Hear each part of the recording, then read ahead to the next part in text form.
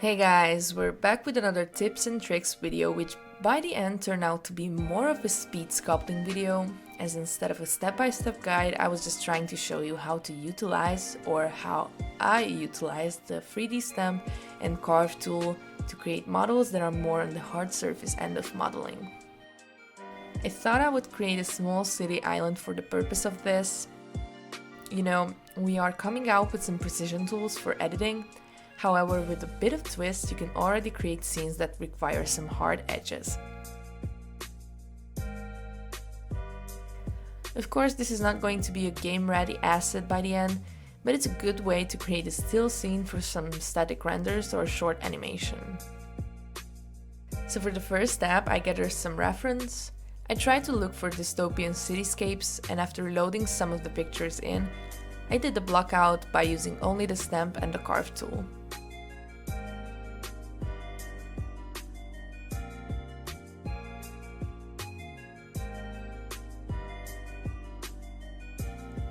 I messed with the settings of the tool to get the optimal shape for each part.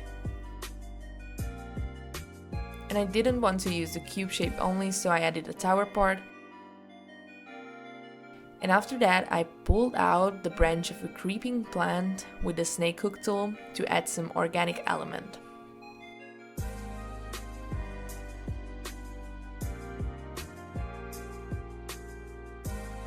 Then I started creating the leaves as I usually do. I just carve out one side of a flat rectangle in a way that resembles the side of a leaf. Then I mirror it, give it a bit of depth on the inside and dent it or curve it.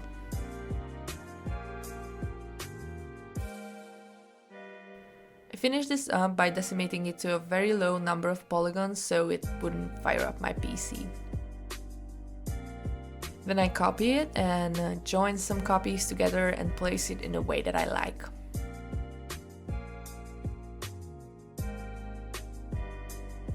Next up, I'll show you how to create texture on the surface of the tower, which is going to be pretty easy with the new alpha painting system.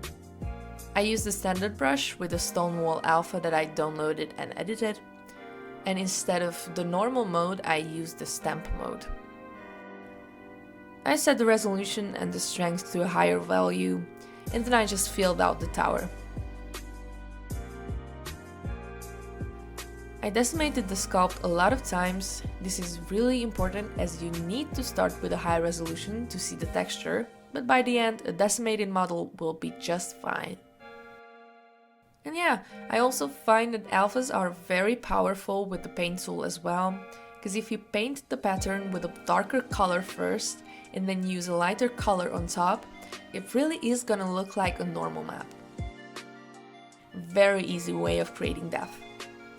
I have to give a reminder that pattern painting is also going to be heavy on polygon numbers, especially around the edges of the pattern, but regular decimation with wisely chosen settings can deal with that very quickly. Of course, these are not exact numbers because it really varies from model to model, but it's true that if you select a higher number of polygons to get to, the decimation process will be a lot faster. Understandably so, I also find it harder to calculate with bigger numbers, you know.